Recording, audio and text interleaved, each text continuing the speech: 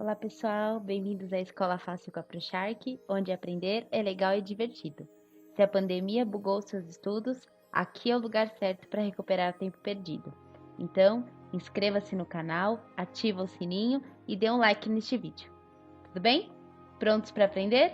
Então, vamos lá!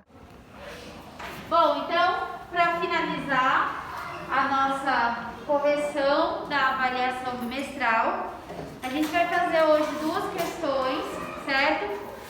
Na questão 9, tinha um texto bem grandão relacionado a ela. Então, eu vou ler esse texto para vocês e aí depois a gente vai fazer a questão com base no texto. Tudo bem? Vamos lá, então. Texto para a próxima questão.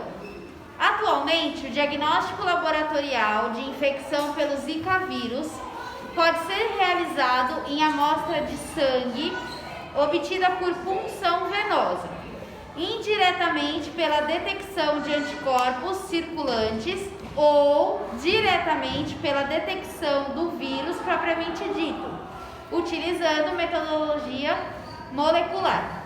A detecção dos anticorpos circulantes pode ser feita por diferentes metodologias, tais como ELISA, imunoinfluorescência indireta ou imunocromatografia, que é um teste rápido. A presença de anticorpos da classe IgM caracteriza a infecção aguda, podendo ser detectáveis após 4 dias de infecção até 2 a 12 semanas na fase de convalescência. Um teste sorológico negativo após 12 semanas da suposta exposição, como viagens para locais com epidemia, descarta a infecção. É importante ressaltar que as metodologias indiretas podem apresentar resultados falso positivos, devido às denominadas reações cruzadas com outros vírus da mesma família. Em particular, os flavivírus, como é o caso do vírus da dengue e da febre amarela. Os testes moleculares são testes diretos, isto é, detectam a presença do vírus no sangue ou na urina do paciente por meio da amplificação do seu material genético, ou RNA.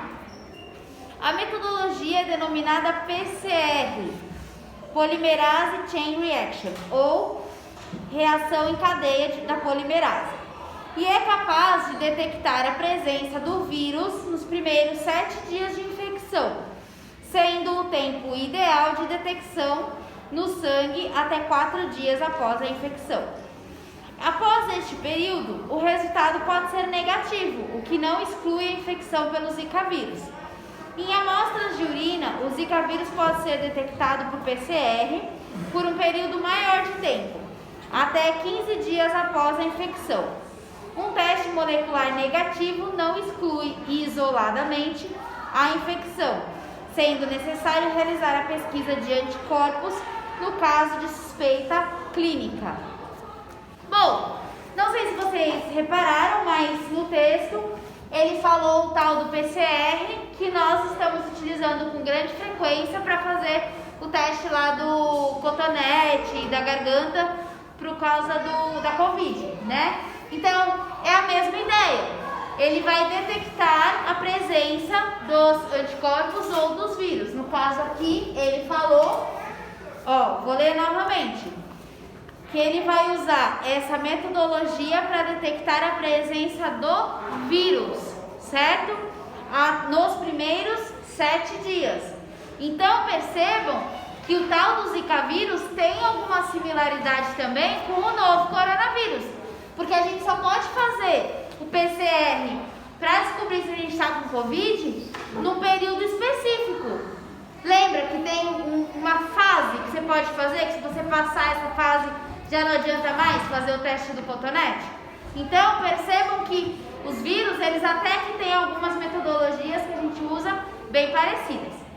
Bom, a partir disso, vamos responder então a questão, né? Ele fala assim: a presença de IgM,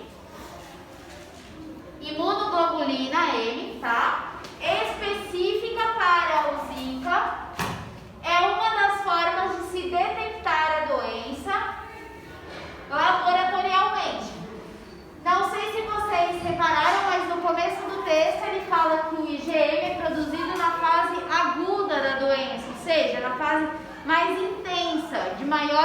sintomas, tá? As IgMs são produzidas por células derivadas do ou das. Então vamos lá, eu coloquei aqui já para vocês, basicamente a principal função de cada uma dessas células. Então, vamos lembrar, onde que a gente encontrava as plaquetas? Quando vocês... Isso, no sangue, exatamente. E ela tem a função de coagulação, para quando você se machucar, você não ter uma hemorragia e morrer, certo? Então, respondam para mim, plaqueta tem... E a função dela é coagulação, tem alguma coisa a ver com IgM? Não. Então, não é a letra A a resposta. Letra B. Eritrócitos é outro nome que a gente dá para as hemácias. Onde a gente encontra as hemácias mesmo? No sangue também, exatamente. Me fala, qual é a função das hemácias? Não, não é defesa. Transportar oxigênio. Muito bom. Então, as hemácias não podem dar origem a IgMs, certo? Beleza, então não é essa daqui. Letra C. Monócitos, que são um tipo de célula do sistema de defesa do corpo, que é o sistema imunológico. Só que os monócitos dão origem a macrófagos, que são aquelas células que emitem os tais dos pseudópodes que a gente viu essa semana e fazem o processo de comer esses antígenos. Como é que era o nome quando fazia essa comida assim? Fagocitose. Isso. Nesse caso aqui, apesar de eu estar pensando numa célula de defesa, ela não vai produzir anticorpos. Porque lembra, a imunoglobulina é produzida para doenças específicas, então ela só é produzida por anticorpos, certo? Ela é um tipo de anticorpo. Então, não é essa a resposta. Tudo bem? Letra D. Basófilos, que estão relacionados a processos alérgicos. Anticorpo tem relação com alergia?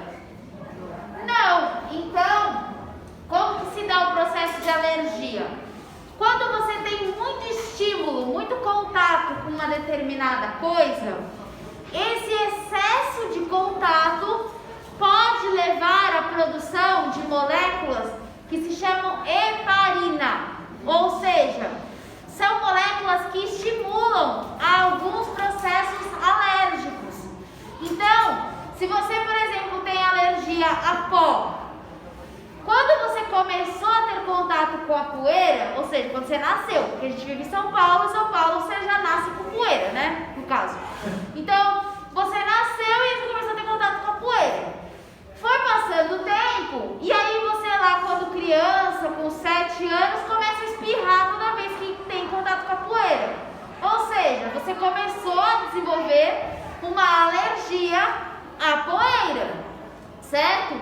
Então, aí para você não ter alergia, você toma um anti-alérgico.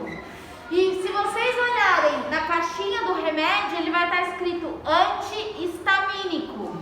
Por quê?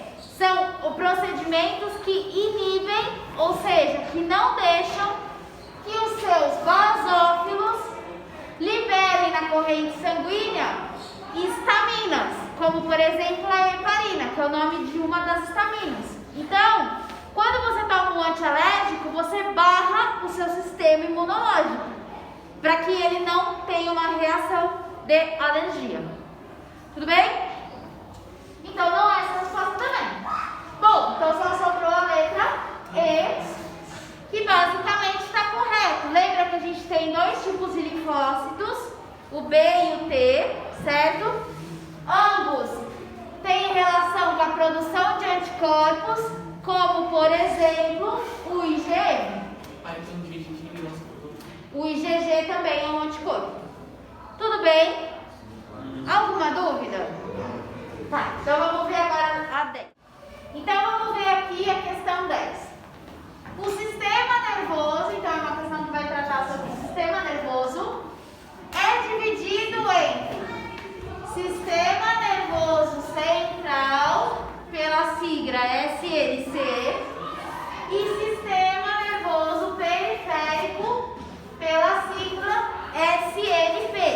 certo? Assinale a alternativa que contém os órgãos que fazem parte desse sistema. Então vamos lá. Todas as alternativas está escrito SNC e SNP. O que a gente vai ter que saber é ver o que é de cada um. Tudo bem? Vamos lá. Sistema nervoso central tem como principais órgãos encéfalo e medula espinal? Sim ou não? Não? Vamos lembrar o que era o encéfalo. Eu não sei se vocês estavam na aula presencial, mas eu gravei isso. Tem lá no... tem um vídeo sobre isso. Que eu fiz um desenho aqui assim, que tinha uma tentativa de um cérebro e uma coluninha lá, uma medula. Tudo bem? Dava mais ou menos assim nessa parte da lousa.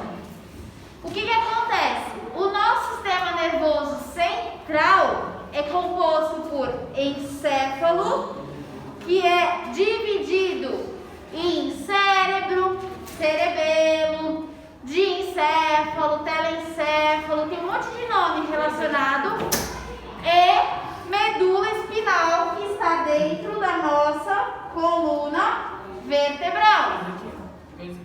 Isso, foi essa tentativa de desenho aí. Certo? Então, o que vai acontecer? Se na letra A ele está falando que o sistema nervoso central é formado por encéfalo e medula espinal, isso está certo, gente. São as duas principais estruturas, tá? Vamos ver a segunda parte da questão. Sistema nervoso periférico, nervos e gânglios nervosos. Isso está certo? Não, por quê?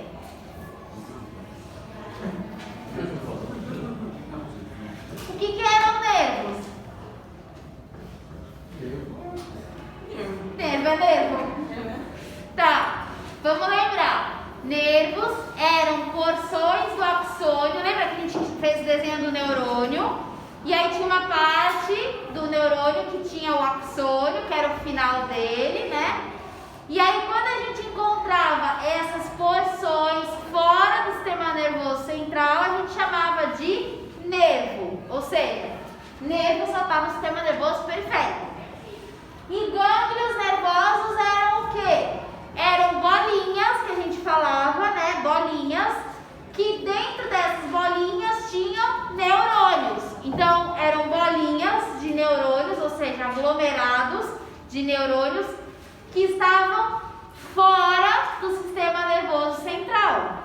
Então, a letra A está certa, porque nervos e gânglios nervosos fazem parte do sistema nervoso periférico, tá? Vamos ver as outras só para ver se fica mais claro, certo? Letra B, ele fala o cérebro do sistema nervoso central, até aí tudo certo. Só que quando ele coloca neurotransmissores, que é o nome que a gente dá para as moléculas que têm relação com os neurônios, neurotransmissor você vai encontrar em vários sistemas, seja no nervoso central, seja no periférico, porque é a forma que as comunicações acontecem. Neurotransmissor tem em todo lugar. Beleza, tem o fato também que neurotransmissor não é órgão. E ele perguntou órgão, certo?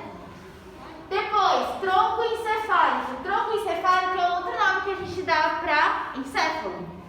Porque o tronco encefálico ele tem estruturas, tem várias partes, pode falar. A parte do sistema nervoso central e o periférico. O periférico ele seria fora ou dentro dos canais laterais? É assim, quando você olha o desenho, só um minuto, tá, gente? Quando você olha o desenho do sistema nervoso central, ele é basicamente a sua cabeça e a sua coluna. Tudo que não estiver na cabeça e na coluna é periférico. Então, as suas terminações nervosas dos dedos é periférico. Assim como da sua coluna, o que for aqui ó, no meio é central. Já veio para lateral, é periférico. Entendeu? Só para finalizar. Então, essa daqui está errada porque ele falou de neurotransmissor. Nessa daqui, percebam que ela é exatamente o contrário da letra A. Então, sistema nervoso central não gânglios, então tá errada. Na letra D, ele colocou diencéfalo, que é uma estrutura do central, e medula espinal, que também é uma estrutura do central, como periférico, então também está errada.